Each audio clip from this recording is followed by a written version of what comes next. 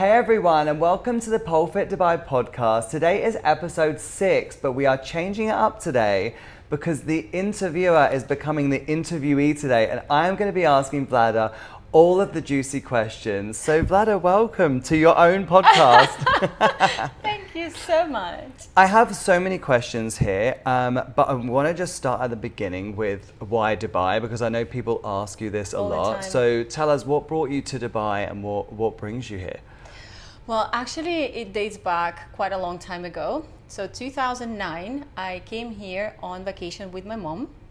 Nice. And at that time, I was living in Moscow, and it was a financial crisis. Okay. So, and when I looked at Dubai, I was so amazed with all these buildings and beautiful places and beach.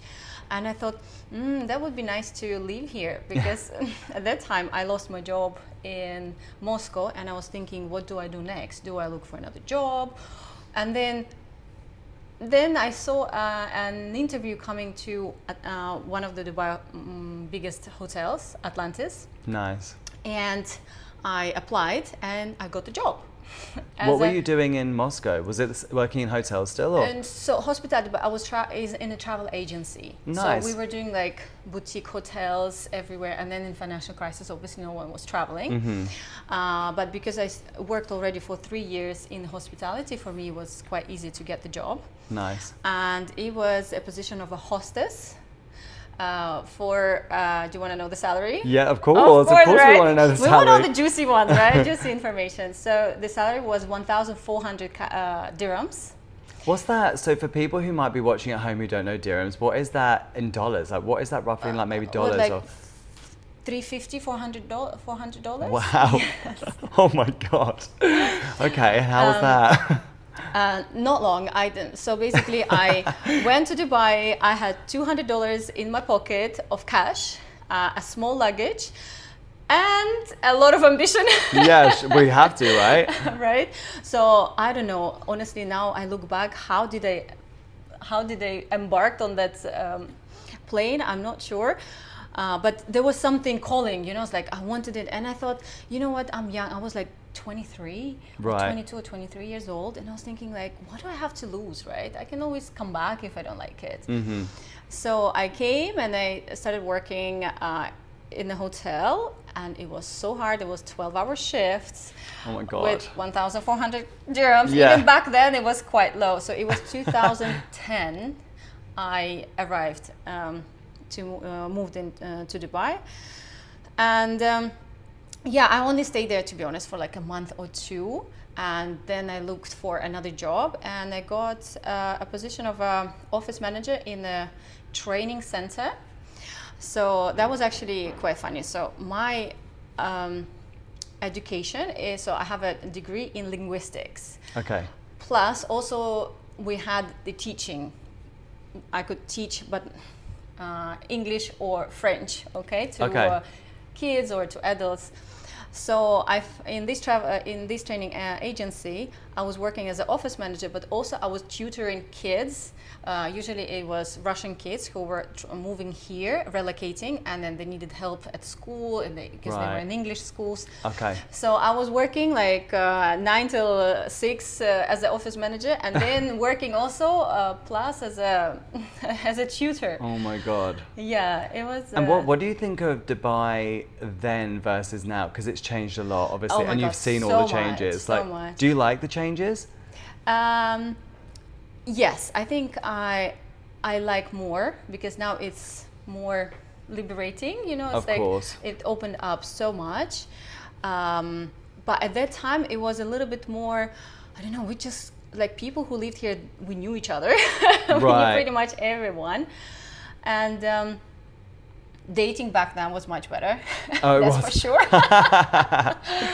And were you always in Marina? Because you're in Marina now, but like, have you always lived around this area? No, I actually used to live in Business Bay. And then in Business Bay, there were these executive towers and nothing else. There was just a desert around. That's crazy. It's crazy for me because obviously I would never have seen it like that. So how many years ago was this again? This was... So it was 2010 I moved here. It was 16 years ago. Oh my God, so that's September crazy. is going to be 16 years I'm in Dubai. Yeah, I've seen Dubai without blue waters, without Dubai Harbor. Yeah. As I said, in Business Bay there were only executive tower buildings. Yeah. Half of Dubai Mall. And so I've So it's seen changed it a all lot. changed. Yeah, but I do like now because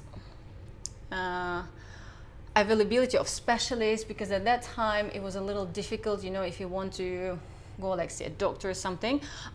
Back then I would rather go home Oh, really? and do things at home, but now I'd rather stay here and then do everything here than go back, if it makes sense. The healthcare here is amazing. We're so lucky here. And it changed so much, because at the beginning it was quite challenging, and now I love it. And also, like, so many people, like, you meet people from all the different countries every single day, and many places opened up, because back then there was just like 3-4 places, of right, course, where you go and it's all the same. Now there's so much variety, and so I actually do prefer now. So then let's talk about how pole then came along, because obviously back then I assume there was no other pole before you started pole here, right? No. So you were the first person to start pole here. What's the story with that? So I started pole in Moscow.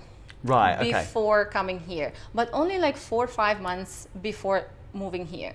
So I was really still like maybe like intermediate. Okay. And I went to pole class just out of curiosity, because I was going to gym and I was so bored, thinking like, oh, it's the same thing every single day, right? And then I saw, so in Russia we have Russian Facebook, which is called Vkontakte, and there was an advertising. There's Russian Facebook? I literally just learned that. Is that still a thing? Yeah. Oh, that's so funny. Yeah, that's cool. I saw an advertising for pole class, and I was like, what is that? And then I went there, and I fell in love straight away. I don't know. There was something about it, like this, these feelings of liberation and empowering, and it's hard and beautiful and sensual at the same time. And there was another thing. So I'm actually from south of Russia, which is Rostov-on-Don. So when I moved to Moscow, I didn't really have any friends, and the company I worked was so small and older people. So I was literally like thinking, what do I do with my life, right? And when I came to pole class, I met amazing women who actually I'm still friends until now. And 2 of the girls are living in Dubai now. No way. Yes, and one of my very good friends, she has a daughter also, just 3-4 months younger than my daughter. That's and cool. we hang out, and our girls are best friends. I love that. That's so cool. So true friends, you see, when you pull together, you stay friends together for life, So then, because one of the questions was like, how did you start like teaching here? So because you'd learn in Moscow. So I learned a little bit, right? Okay. So it was just like my hobby. I never even thought of teaching anything like this, right? So I was pursuing a career in, I don't know, anything else, like I was actually looking. Because I studied linguistics, then I thought, oh my God, no, oh no. I tried to teach kids English or tutoring, and I was like, oh my God, no, also no.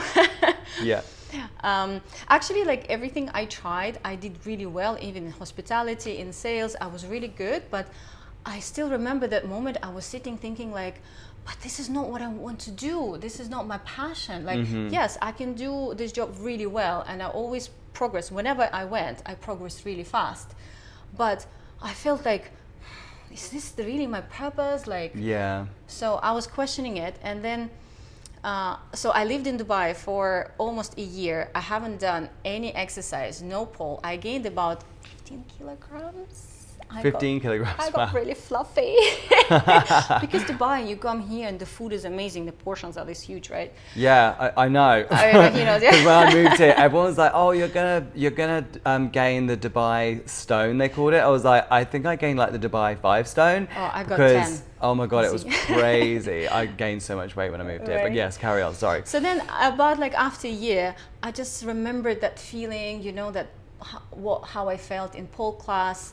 But that time there was no pole classes here. So I thought, what to do. Okay, what can I do? So I smuggled a pole. Okay, I couldn't even order it because you couldn't say pole on it. Right. Okay, so I smuggled in an airplane. So I traveled and I brought with me the pole, put it in my house, and started training. And that time there was no Instagram yet, right? So it was only Right. YouTube. So I was Skyping with my friends from Moscow. Skype. Yeah. Skyping. Oh, I know. miss Skype. Right? I feel like I'm so old like this. I was Skyping. You're really giving your age away right now. That's okay. We're coming to that question later, actually. So yeah, and I was training at home, and actually, so answering a question, I was not the first one to start pole. There was another lady who started classes, Okay. and then that made that she was just I think she was just renting like also in a dancing studio, and Okay. she was doing the class. And then when I went to that class, I felt like, hold on, see if she's teaching, then can I? All right. Right. So, and at that time, I already started having my friends, you know, some of my friends I met or at work or through like other places. And they were like, oh, you're teaching, oh, you know Paul, can you teach me? So then one girl came to my house and I taught her Paul. And then she brought another girl. And then she brought another girl. And then I remember I had like a schedule of girls coming to my house. But it was so much fun. You know, we would just hang out and have fun. And actually, this is how I thought, well, maybe I can start teaching, you know? And I started looking for studios. And that was the crazy part because, again, 2011, 2012, okay? I came to so many studios and they were like, you want to teach what? Like, pole fitness. Yeah. Pole fitness. They were like, no. Yeah. Well, it was so different back then probably to what it is yeah. now, right? So, and then I got lucky. There's actually one dancing studio opening here in Marina. And I think they needed trainers and to fill up their classes. And I rented 2 classes a week. Right. And this is how 2012, November, I started my first classes and I called it Pole Fit Dubai. I made the website. So even when I've worked in that training center, my salary was 5,000 dirhams back then. Okay. Okay. And then I had to provide everything for myself. The food, the transportation, the living, everything. So I thought, okay, how can I buy? I needed to buy poles. I needed to invest things. So I was saving on food and I was eating like rice and coleslaw. Oh my God. Every day so I can save money. And then I bought the 3 poles. Okay. And I was putting the poles up and down every single time before classes. Yeah. And then the classes picked up. And immediately I introduced also an intermediate class. And then there was like, I remember it was Monday and Wednesday. Then I added Saturday. And then more people started coming in. And I bought 3 more poles. So I had 6 poles now. But there was 2 people per pole. So I had 12 people maximum. Nice. And yeah, it started doing really well. That and I still had a full-time job, right? 6 days a week. Right. I was Crazy. running. After that, putting all those poles and teaching the classes. But I had just back then, I don't know, it was like a calling or something, you know. I had so much energy. Like, you tell me now to do all of that, I'll be like, I don't know how. Absolutely not. So at some point, I felt like, okay, maybe I could sustain myself from teaching Okay. and leave the office job. Yeah. Okay. And I think that was one of the hardest decisions because, okay, the other job is not giving me much salary, but it still gives me visa, it still gives me insurance. At that time, also, we cannot even enter the country without the visa. Okay. Ah, okay. So I can't even stay in the country, you know? Right. So it kind of like has the security, but here's more fun. So I was like, okay, what do I do? But then again, I was like, what do I have to lose? Okay. Yeah. So I gave up that job after like a year. So it was 2013. And I started teaching more classes. I also introduced flexibility classes. And yeah, so this is how like pole fit started, and we were in this dancing studio, but it was actually quite a lot of fun. Well, one thing you just said about the flexibility classes kind of leads me into my next question, because I'm interested to know what you think of the perception that every Russian person is an ex-gymnast, or they've done rhythmic gymnastics. It's like a go-to thing that most Westerners assume about Russians. But do you have a gymnastics background yourself, or like what is your background, or did you have to do it all as an adult? Okay, so I think I'm the only Russian who didn't absolutely nothing. Okay, I'm asking my mom, is like, not even the music school, nothing. No gymnastics, no ballet, no dancing. But to be fair, I had a really great childhood running around. Okay. And we were climbing the trees. I was climbing everything possible, so I was quite a sporty child. Nice. But at that time the perception was you have to study to do something. But I was actually quite an active child, if it makes sense. So, okay. Anyway, but just not gymnastics, no other sports. So I think it's also like at that time it was quite expensive also to do those things, you know, so I didn't do anything. I think at the age of like 12 or 13, I remember I saved some money also on food. Yeah.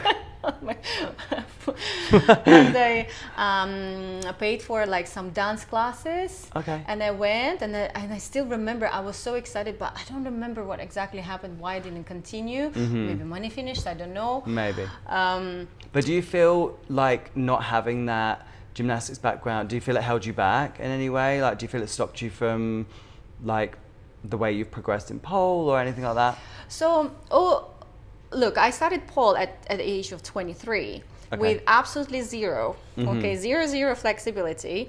The only thing I did before was a little bit of gym or like aerobics. At that time it was step aerobic. Right. So I had to start from absolute scratch. So the flexibility, I had feet like this flexed, you know, in every single picture. My knees were bent like this. So it was hard, of course, for me. It would be much easy if I had it from my childhood, of course. Yeah. But I actually look at it as an advantage in terms of like, I can inspire people who are starting at the older, like at the adult age, that it's still possible if you dedicate enough time and passion and time, then you can gain quite a great flexibility, quite great strength, and quite good results. So it's all about how much effort you want to put into it, and it's all possible. So it's actually came to an advantage, really. I was going to say, I guess, do you find it helps you like teaching in terms of like stopping them from getting injuries and stuff? Because I see so many teachers who maybe had learned flexibility as kids, where they're being like pushed around and stuff. It's scary. You're so right. For example, like the flexibility classes that I teach that are based specifically on the approach to the adults. Nice. So I incorporate so many like movements and mobility and conditioning exercises to prepare the body for flexibility, for extreme range of movements. And yes, I do know, like, because the ways like gymnasts have been stretched, especially back then, a little bit especially in Russia, right? Distortion, you know. I've seen some of the videos. Oh my God, they're crazy. But we cannot apply the same approach to adults. Absolutely not. And so that was also an advantage for me because I was fully aware. Because actually, so when I started my flexibility journey back then, I was going to different trainers, and guess what approach was that? Was it it was all the pushing and everything? And stuff, I remember I came to a flexibility class, and then the teacher was pushing me in the box split, and I was crying with my tears, and I was telling, stop now, like, and I got an injury because of that. And then actually I got an injury, so here in my hip, and I got also in my clavicle here, also an injury, and I felt like, well, this is not right. This is not should be. And this is when I started so I always like to learn. Okay, if I understand, like I don't understand something, or what's the answer here, I start going and doing like certification and learning, and I start learning from different instructors and different approaches. And this is when it came to me that, oh, this is not right. Yeah.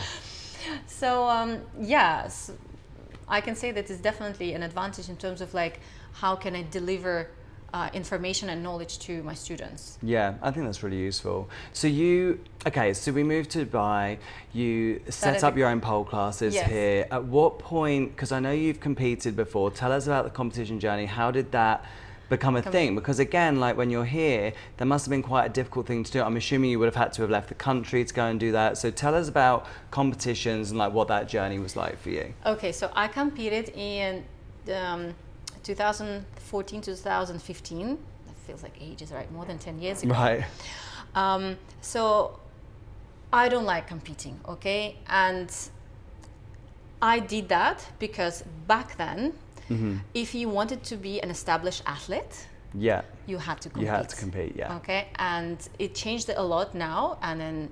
Thank God. Thank God, yes. Oh God. Thank God, Thank right? goodness. So at that, and also it was a way for me to advertise the studio, because the studio was new, and no one knew about Pole Fit Dubai. Yeah. And then when I traveled, I represented Dubai. Yeah. Okay. So when people heard like, oh, Vlada from Dubai, people like, oh, there's pole in Dubai. Okay. Yeah.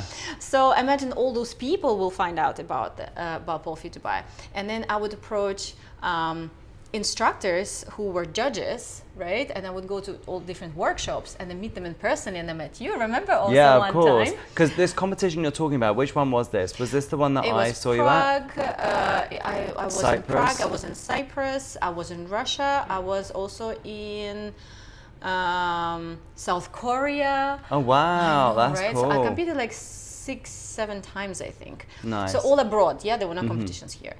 And every time I would meet instructors, I would invite them to the studio with workshops. And because you guys, pole idols at that time, right?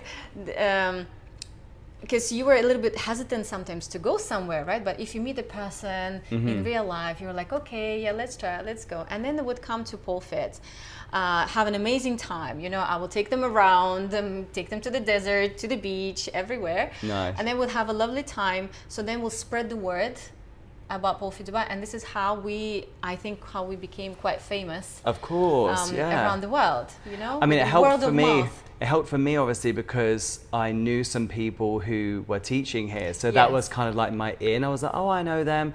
They say it's great, so I'm gonna go. And I think I came through here on my way to Australia, and that's when I was like, oh, it's really, really cool here. Nice. I was like, that's cool. So then, like, did you have much success with competing? What is it you didn't like about it? So I won one time in semi-professional, and then I won one time in professional, and I said no more. And then, never again. I got my take medals. The win, yeah. Done. Perfect. Done. And this was all pole, wasn't it? Pole. It was all pole. Yes. Because one of the things that I also wanted to come on to was you're an aerial performer as well. Yes. So have you never competed doing aerial, just with pole? Yes, so I only did competitions in pole because aerial came to me a little bit later. So first it was pole, and then I tried aerial, and then by the time I trained and everything, and I started performing. Yeah. So pole was more, I don't know, at that time for me, more, like the competitions were more to prove something, you know, like, and to get the titles and to get the studio going in this way. Yeah. But competing, why I didn't like, because I don't know, since childhood, I just have this feeling when I'm judged, I just black out, you know? I forget things. I remember in Prague, I had such a lovely piece, and then the music started, and I just forgot what to do. Oh no. Or, that was your first competition? Actually, yes, I think that was my first competition, yes. And then I remember another time, I think in Cyprus, like, you train so well and you know routine so well, and then you come and it's a different pole and it spins so fast I couldn't get into the move, and we have X poles, you know, like they spin good, They spin, but not quite as fast. Not as fast as, like, I remember those poles were so fast, I just flew off. And it's like the preparation, right? Because when you go on those, I'm gonna do it, it's so much fun, and then boom, I cannot do nothing. Yeah. And then you get injuries, and you have to go and you have to push through your injuries. And then, for example, like performing, I absolutely love, because when I do my performance piece, I just show what I want to show. Of course. Whereas in competition, you have to plan. You have to make sure because there are points, right? And you make sure you do these points, you show these moves. And I did moves like Fonji, Russian split, all the drops, that now I'm thinking, like, how did I even kept my knees, in place? Yeah. You have to push yourself to a different place when you're competing, especially when you're competing with other pole dancers. But when you're performing here, I mean, you can just, that's the thing as well. Do you ever watch these performances and they're doing like just simple little drops, and you're like, and the crowd goes wild, and then the same person will do like a bird of paradise, and people will just be like, I'm like, why do we even bother? So this is why I totally get what you're saying. So it must be so much better. But I'm just intrigued to know, because you obviously perform aerial as well. Yeah. And again, how did you learn aerial? Because now you're not in Moscow anymore. You're here. Was there people doing aerial already here? Yes. So there were already performers here. Right. And then one of the performers, she like did a little bit of classes, if it makes sense. I went only for like 3 or 4, and I met a girl. So she helped me to like train, so we would hang out, and then she actually was coming to my pole classes, and then so I would teach her pole and she would teach me silk, and this is how it started, and then I remember I got a first offer for a gig. I was like super scared, thinking, what am I gonna do? But it went really well. Nice. And then at that time, actually, we were only like few artists here who were performing aerial. So we were like elite, Yeah, right, of course. Now there's so many. Yeah. It's so hard to like keep it up with everyone. You're still doing stuff like that though, aren't you? Yes. I was going to say, you've got so many different like bits of apparatus and stuff. Do you have a favorite? I think to perform, still pole is my favorite. Yeah. But in aerial, I think I would prefer hoop. Okay, nice. I also have a new equipment, which is a standing moon, which is so beautiful. I love that one. I've So seen beautiful. it. It's so pretty. I love performing it. And also I have a heart and a moon, and of course silk, everything. To be honest, everything is quite nice, depending on the event. This actually wasn't on the list, but I literally was just thinking of it as you were talking. Have you ever tried hair hanging before? 'Cause you've got this most gorgeous hair. You'd be perfect for hair hanging. It's never interested you? I have to tell you something. So I have challenging with my spine, which I discussed. We're gonna come to this, but I have hernia here in my. So you got to be careful with. And normal people have like a curved. Like this, a curve. Mine is straight. Okay. And this is from childhood. I have scoliosis. Right. Okay. And I have a hernia in my lower back. Oh God. So hair hanging is out of question. Oh, I for cannot sure. have any like protection. I cannot do any of that. Oh my God. It's but such a shame. You've got the perfect hair know, for it. I have Look at this hair. It's amazing. Okay, right. I'm conscious of time, and I want to make sure that I get all these questions. So. One of the things that I noticed when I came and I moved here... Let's talk about how we opened this beautiful space. I was going to say, I was literally just about to talk about that. So one thing I noticed when I moved here was when I first started coming here properly as, like for training and stuff, was that you've got quite a big focus on community events and like getting all the students together. So what made you choose to kind of do that at the studio? What kind of made you want to make it so community based? So... remember, as I said, like when I was in Moscow, I moved as an adult, right? Yeah. When you live in your hometown, you have friends from your school, from university, from the neighborhood. When you move somewhere as an adult, you really need to find new friends, Yeah. right? And when I came to Paul, I had this feeling of belonging, community. So when I came to Dubai, I had exactly the same thing. Now it's even worse. You come into a completely different country, right? Yeah. So then you quickly find like party friends, okay, but are they really your friends, you know? Right. So for me, I always felt like I really want to make sure I create a space where people can find like-minded women who empower each other, who share the same interest. And this is one of the biggest blessings, because it really came true. And we have girls who come here, they really feel like home. They call it second home. Yeah. They find friends here, find friends for life. And this is just amazing. And it's I think this is one of my missions as well, to like put people together. Yeah. And so this is one of the things that we've been really focused on. That's why I do so many events, so many social events where we put people from one, because we have all different classes, right? Yeah. So we want them to kind of like Make friends with different make levels friends. and stuff. Yeah, with different equipments and stuff. So One thing we did kind of skip though, that was my fault, was Yeah. how we actually got to The this building studio, here. yes, Yeah, of yes, course. yes. I literally asked that and I was like, wait, we only got to when you were hiring the rooms. Yes, so yes, how yes. did you get to this space, which is quite an iconic space. Everyone Yes, recognizes the logo yes. and stuff and the studio. So Yeah. tell us about this specific space. Yeah, so back to like 2013, I was teaching at another studio, but I still called it Polfi Dubai. We already called, and that was like I don't know how, like my smart idea, you know, I already called it Polfi Dubai. They had the website and then Instagram later on.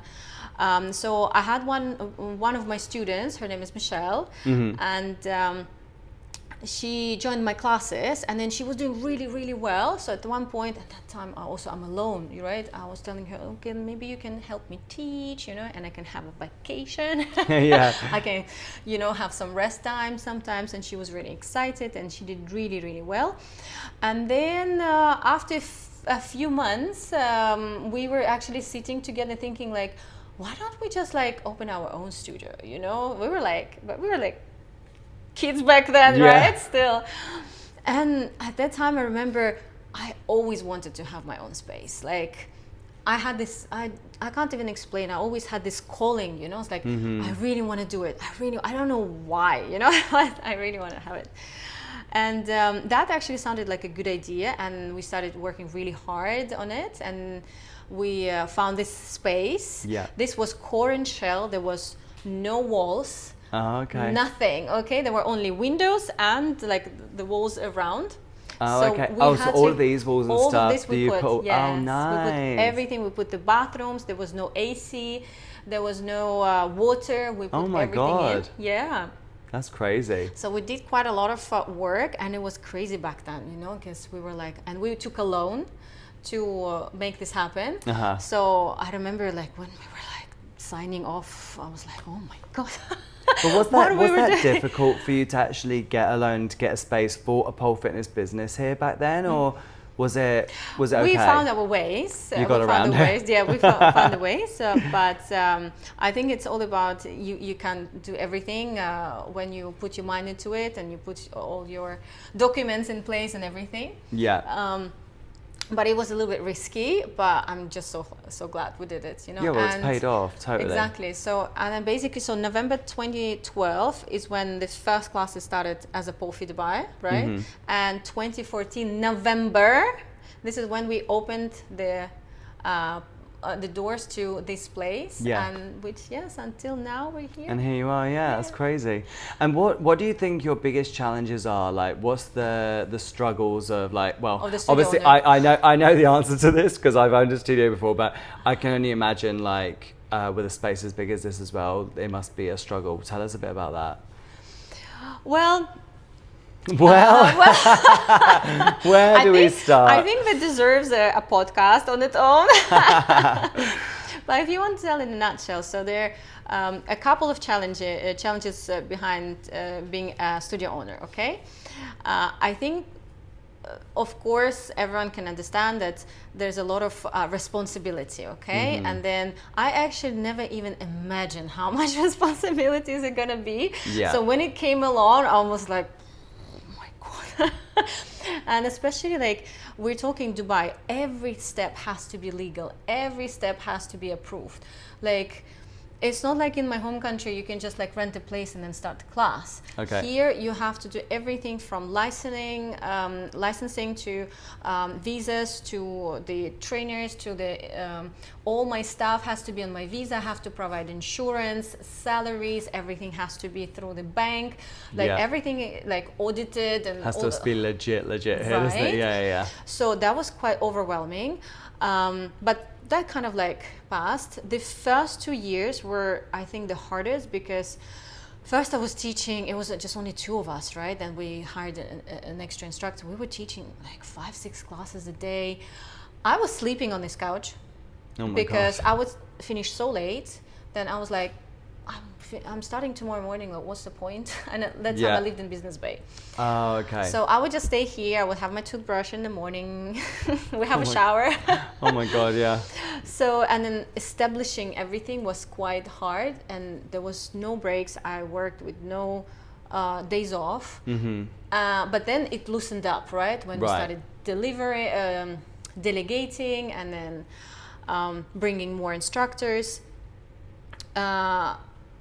The challenge of, I would say, the scariest is that, you know, like when Corona happened. Yeah, of course, yeah. That was when tough times. They closed us down for 3 months and I wasn't sure, like, are we gonna survive this through or not? But then again, our beautiful community kicked in and they all helped us. Like they were booking classes as much as they can before time, you know, like in advance, so that we can like at least like pay off the rent. We still had to pay rent. We still had to... was there support here? Because there wasn't. Okay, because I know no. some countries did, but they didn't do anything here.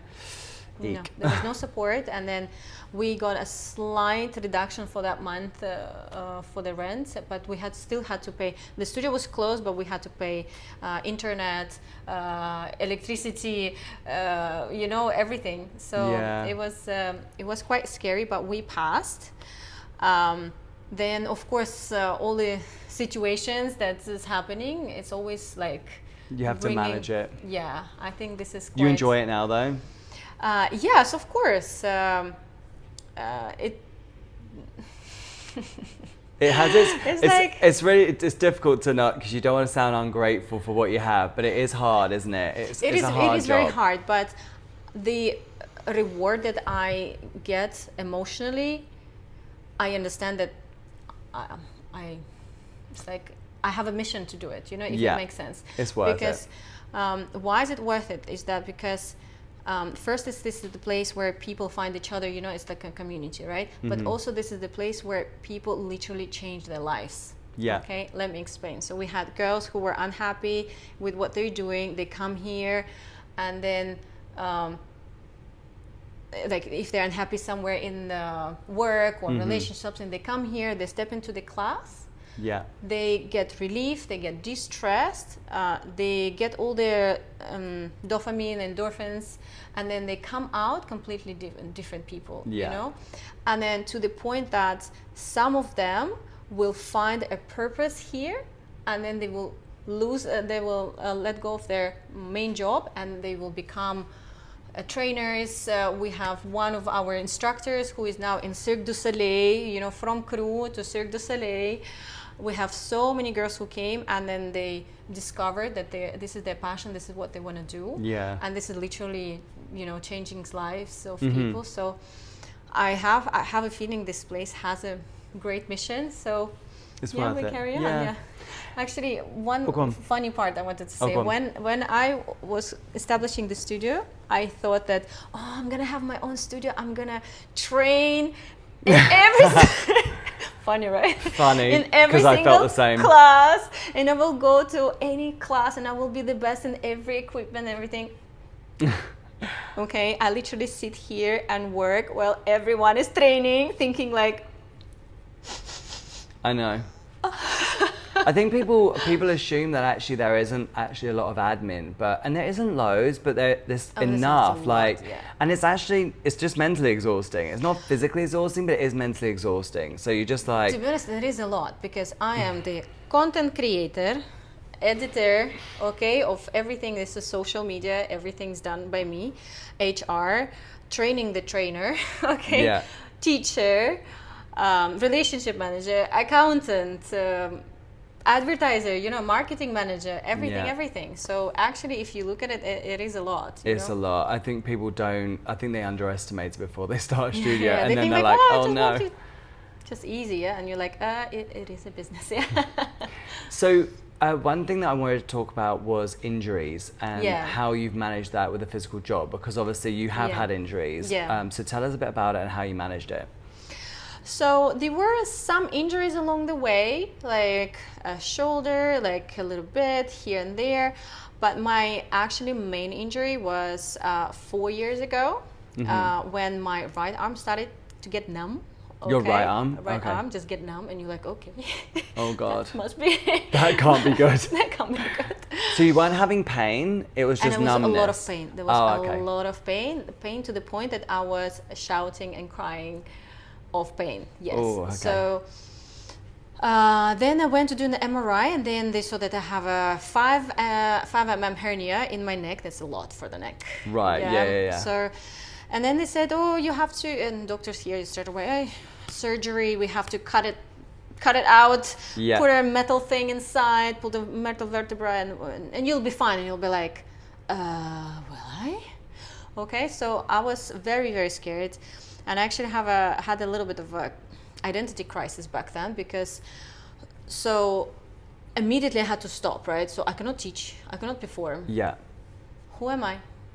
What else can I do? Oh, so you did have the surgery?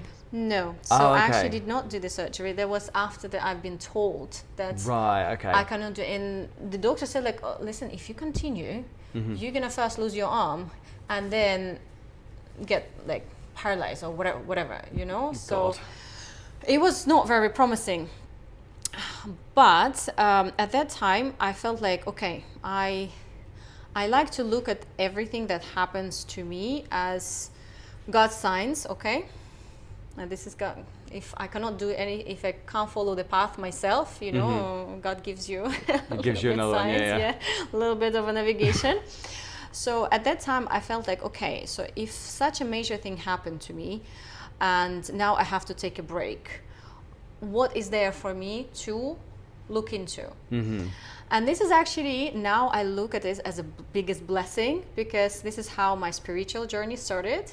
So before, I had no idea about anything spiritual, okay? I have not done any meditation, nothing at all, right? So for me, it was very, very physical. You have your job, you have your training, you have your class, you push yourself too much. And then I've discovered so many things also, how I was taking my body for granted, how I was over pushing myself, how I never got myself rest, never praised myself, for everything I did. Also, I was putting so much pressure on myself that it basically came out to the point that my body was just like, okay, we can't go like this anymore.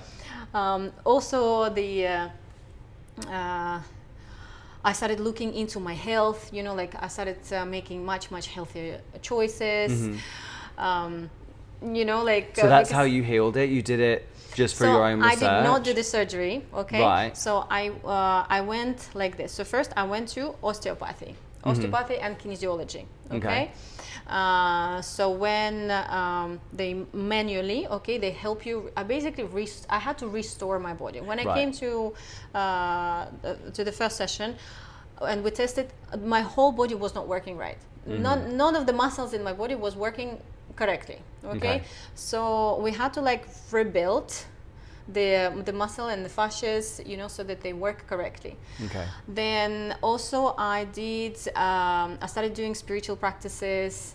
I did Reiki, I did breath work, I did a lot of meditation. Nice.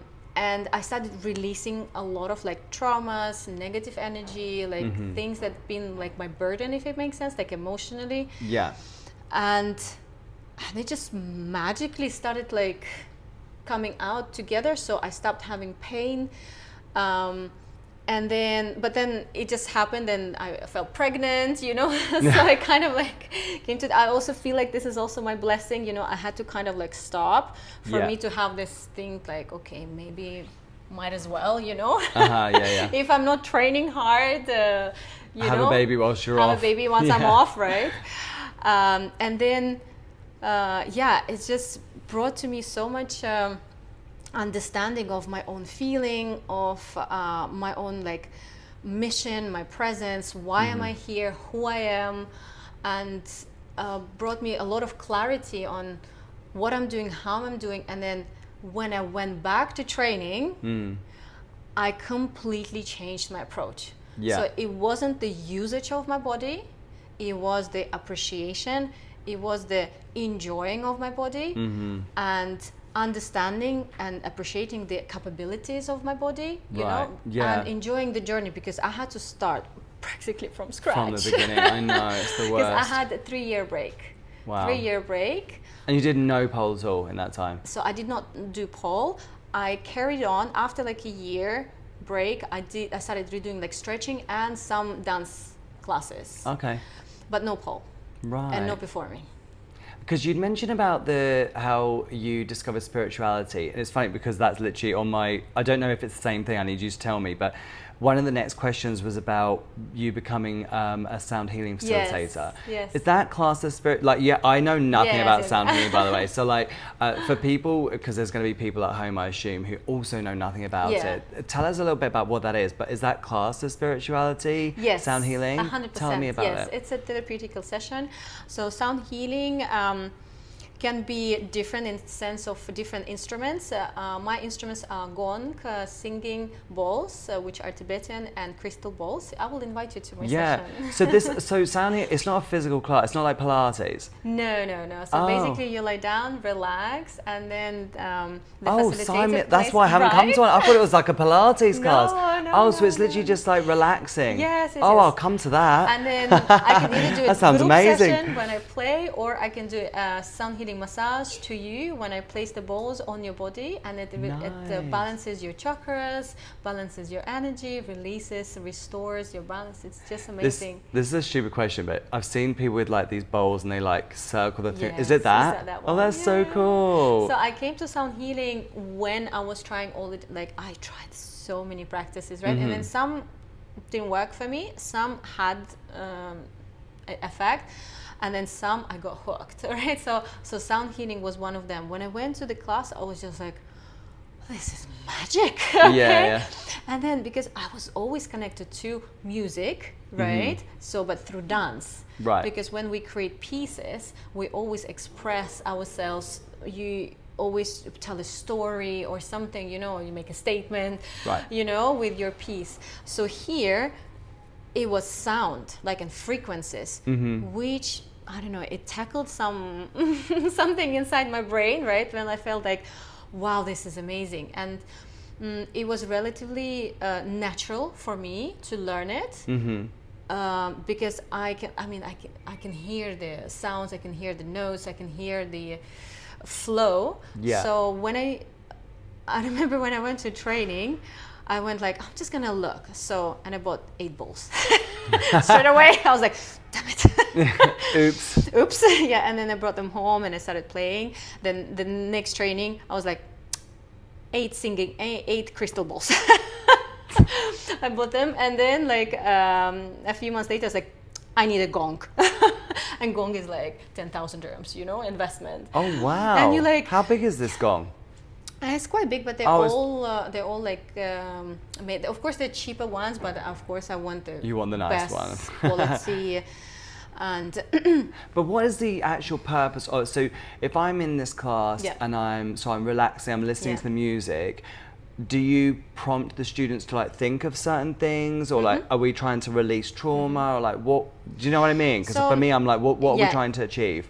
In a nutshell, when students come in, we set an intention, but then during the session, you're supposed to relax and not to focus on any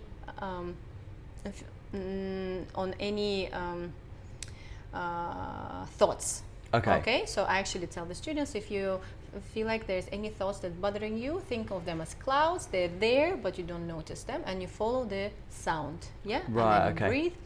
And I do a little bit of a meditation at the beginning just to relax all the body. And then people, they receive the frequencies. And this is how it works. So our body is like 70-80% made of water, right? So our cells resonate with the frequencies of the balls. So you can literally tune in to the frequency of the instruments.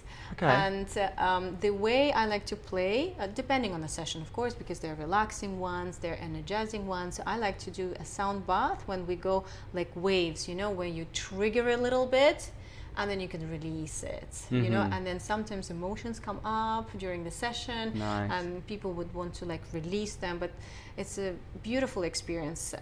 Most of the time you would just relax or sometimes you have some insights during the session or after, you know, it kind of like, It's different for different people, is it? yeah, but it kind of like balances you, centers you, because what happens nowadays, we spend too much time outside, you know, but what we really need is to actually bring the attention inwards.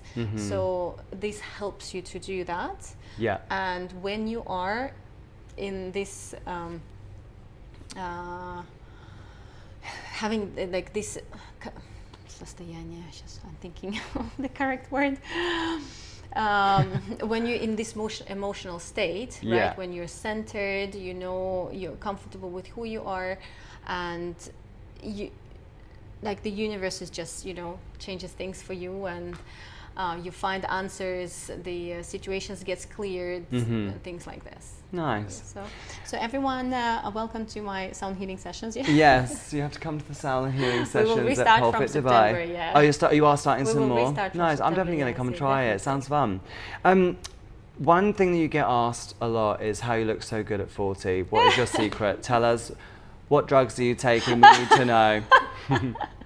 Do you have like a skincare regime? Do you think it's physical exercise that's done it? Like, what do you think it is?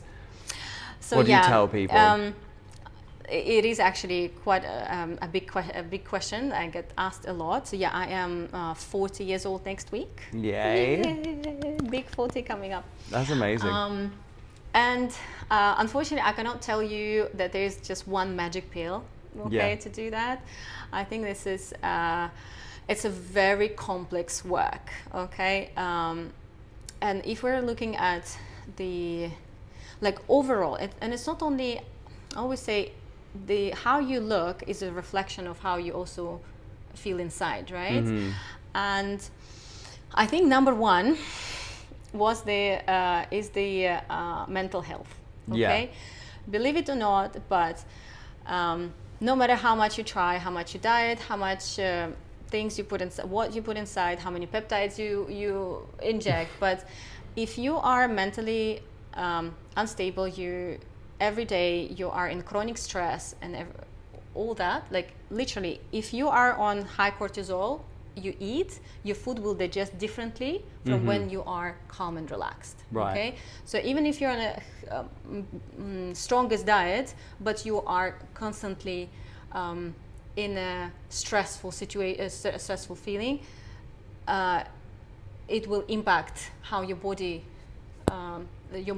metabolism, right? Right. So I think for me, and again, during this time when I was doing my practices, it really helped me a lot. So I have my morning routine when I wake up, when I do my lymphatic massage, when I sit and I do my breathing exercises, I do my gratefulness practice, when I already set my day, you know. Yeah. And then if I always say the stress will always be there.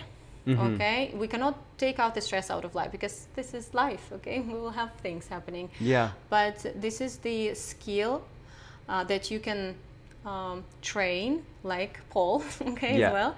The way how you react to the stress and how you take it personally. Okay, yeah. So this is something that I've been working a lot, and I feel like when I started calming down and then also releasing a lot of traumas, I started losing weight like this.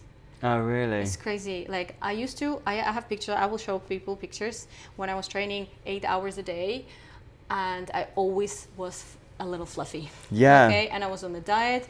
I always had water and fat here. My like here the pockets. My stomach always had the fluff, the little roll. So when I during this journey, I realized I stopped. So I don't know. In a nutshell, it's like this podcast, I don't know, needs to be 2 hours. I used to have a food disorder. So I used to like not eat. To save money. To save money, yes. Even after I had money. To like starve myself, you know, because I wanted to lose weight. Right. Then I would go and eat too much. Like, you know, the relationship with the food was not good. And I would like restrict myself from things and then go really crush, right? Yeah. So again, when I was working on my mental state, it kind of like happened naturally when I also started like naturally rebuilding my relationship with food when my food was no longer an enemy, you know, right. It was my friend. At the same time, I started also looking into nutrition, and I was also reading, educating myself a lot about like the quality of food, the benefits of food, toxins. So I started removing toxins from my life. I'm pretty much low tox, so I have no plastic at home. The plastic, I only use glass containers, stainless steel cookware. Even my air fryer is stainless steel. Like things like this, you know. I don't use like plastic things to cook utensils, like utensils, stuff like that. I only use like everything in my house is cleaned with mineral cleaners, which is like 3-4 ingredients, natural. Okay, so actually I healed in this way. I used to have very weird flares of allergies, and my dog, even one of my dogs, she used to be so itchy. Since I removed all the like the toxins, all the toxins, they're fine. Also, my skincare is 100% natural. Nice. So I do not use. Like how many skincare things are you using? So they're all natural, but how many bits? Actually, it's super easy. I have a face wash, then I have a toner. I have then I put during the day. It's a day oil.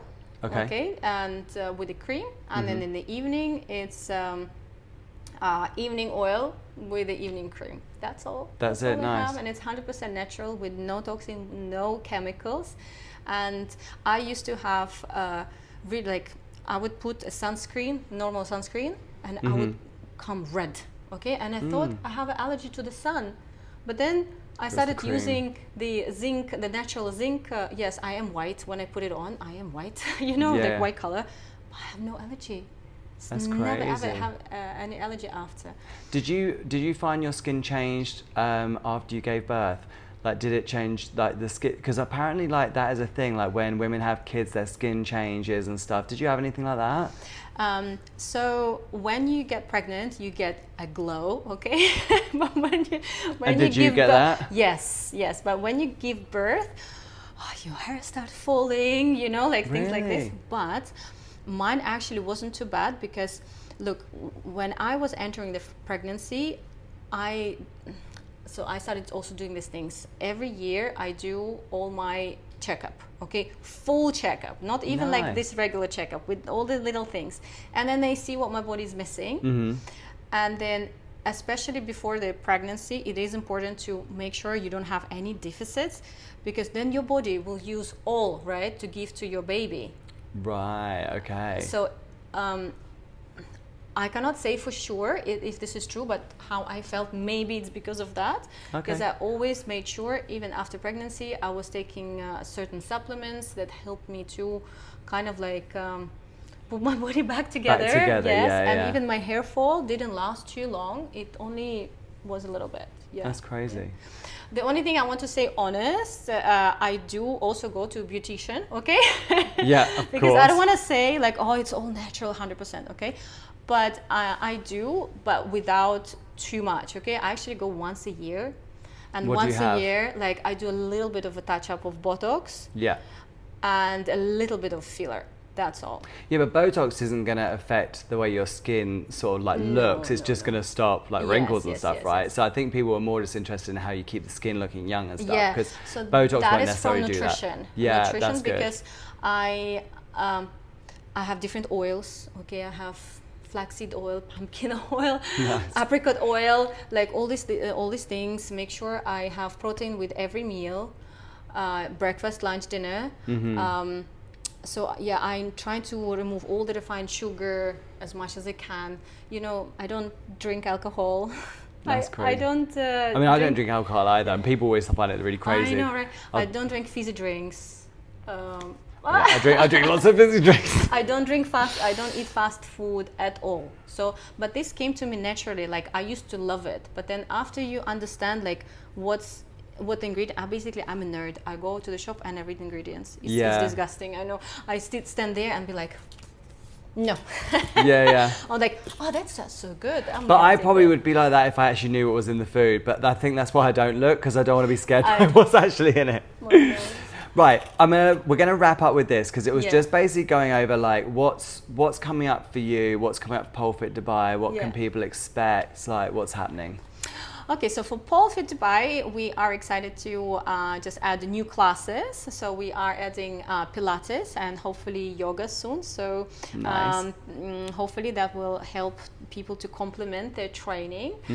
And for me personally, I am working on an online stretching course. I know a lot of students been asking for ages, and now I'm like, yes, I'm definitely doing it. So hopefully next month it's going to be out.